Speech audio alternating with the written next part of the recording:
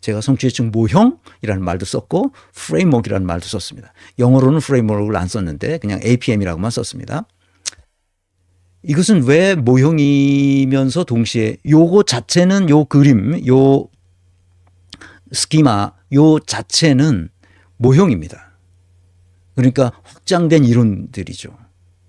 그런데 프레임워크이라는 말과 모형이라는 말의 차이점은 프레임워크는 우리가 프로젝트를 한다고 했을 때 반드시 프로젝트에는 프레임워크가 필요해요. 프레임워크는 뭐 하냐면 어떤 모형을 가지고 그 모형으로 프로젝트를 실행할 때는 어떤 절차가 필요해요. 이것은 절차는 없잖아 지금. 그 모형이야 그냥. 모형에 들어맞게 그 분석을 해가지고 그 분석된 내용을 가지고 절차에 따라서 결과를 만들어내는 게 있어요. 그게 프레임워크야. 이해하셨기를 바랍니다. 그러니까 이렇게 해서 모형에 맞게 분석을 해서 분석된 결과를 가지고 그것을 어떻게 그 틀에다 다시 집어넣어서 계산을 해야 돼요. 알고리즘에 따라 계산을 해야 돼요. 그것이 제대로 그 영양 요소별로 들어가서 맞았는지도 다 검증해야 되는 절차가 있어요. 그 절차를 거쳐서 알고리즘에 들어가서 제대로 됐는지 제대로 그 APM 지수가 나왔는지를 보고 다시 수정 보완을 거치는 이 절차가 다 정해져 있습니다. 그 절차가 맞춰져야 APM 지수가 딱 나와요. 복잡하죠 아주 그 절차가. 이거를 배우는데 시간이 많이 걸려요. 그래서 모형이 있지만 그 모형을 가지고 어떤 프로젝트를 할 때는 반드시 그 프레임워크를 가지고 있어야 돼요. 프레임워크가 없으면 모형이 있다 하더라도 엉망진창이 됩니다. 프레임워크 아셨죠 이제? 그 전체 큰 틀이 있는 거예요.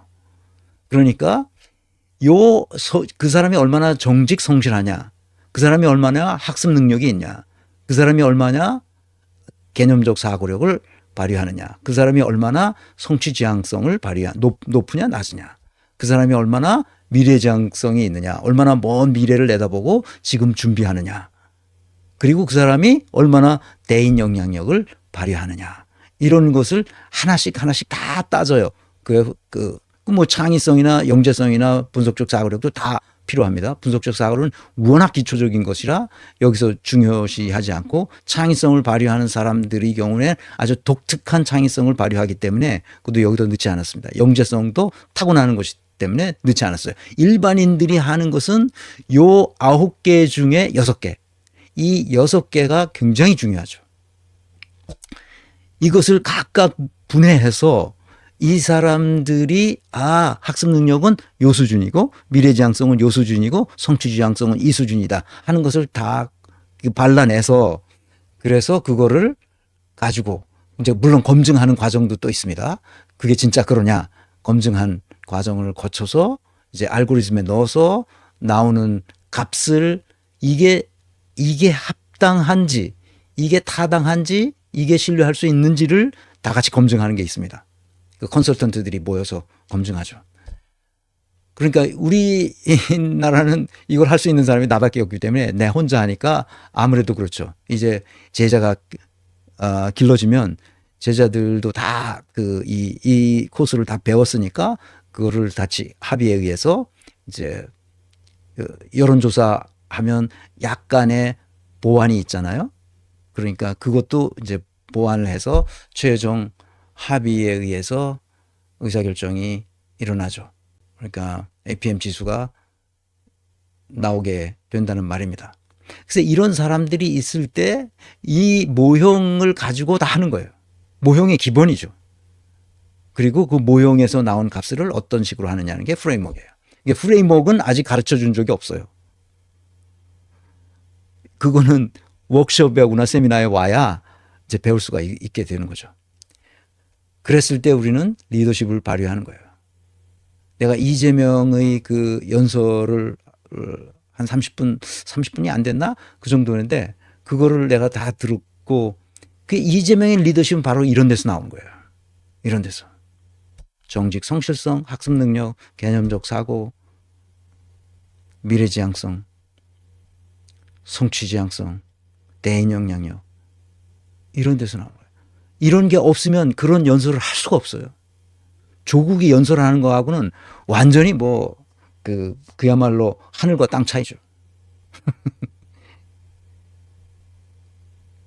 그걸 서울대학교 교수를, 법대 교수를 했다고 해서 할 수 있는 게 아니에요. 완전히 다른 차원입니다. 이해하셨죠, 이제? 그 이론이 뭔가. 이 이론이 없으면 사람을 판단할 수가 없어요. 기본적으로 감각은 사람마다 있지.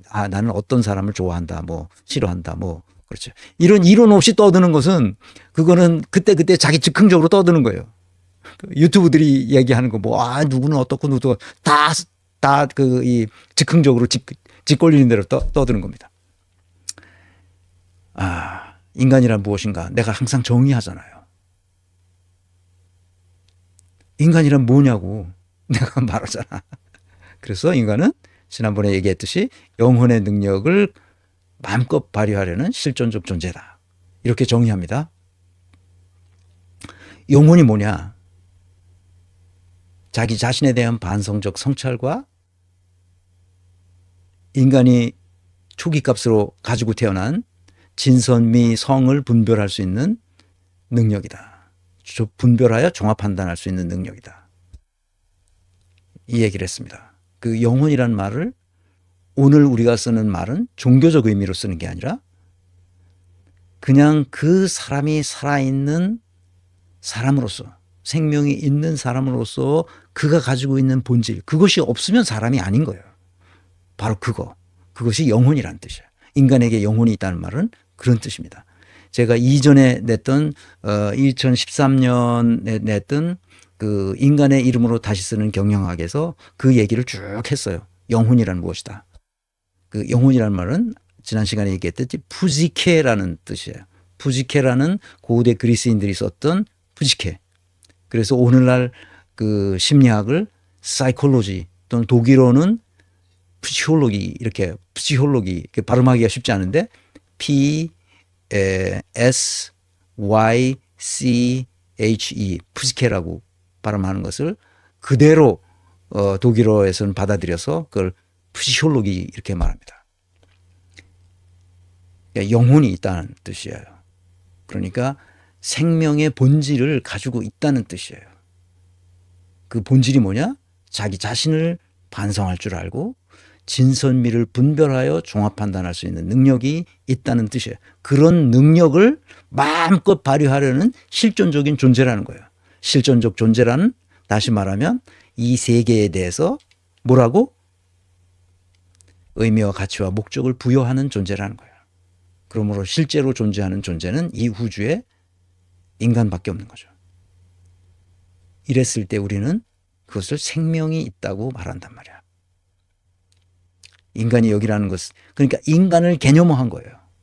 이 개념을 할 때 이전에 나왔던 그 위대한 인물들의 인간에 관한 성찰, 인간에 관한 여러 가지 철학적 사유의 세계를 포함해서 정의 내리는 것이 인간이란 이런 것이다.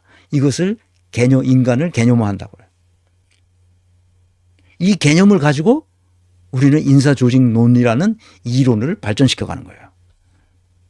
이론이 뭔지 아시겠죠, 이제? 그 이론을 모르면 그 다음엔 다 허망한 거예요.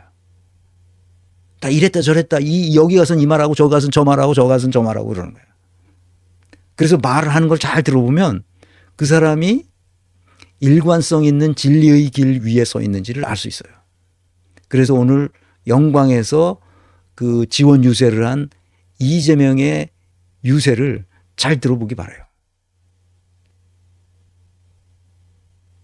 생명이 있는 사람의 말이야. 다 살아있는 게 아니야, 사람들이. 다 용산 이 대통령실에 있는 사람들 다 죽었잖아. 다 생명이 없어. 무엇이 옳고 그른지를 분별할 능력 자체가 없는 애들이야. 인간이란 이런 거라고 전제하고, 이 개념을 전제하고 이론이 생겨나기 시작하는 거죠. 그래서 확장된 이론이 생기고 그런 확장된 이론들로 인해서 그것이 모여져서 하나의 학문이 성립되는 거죠.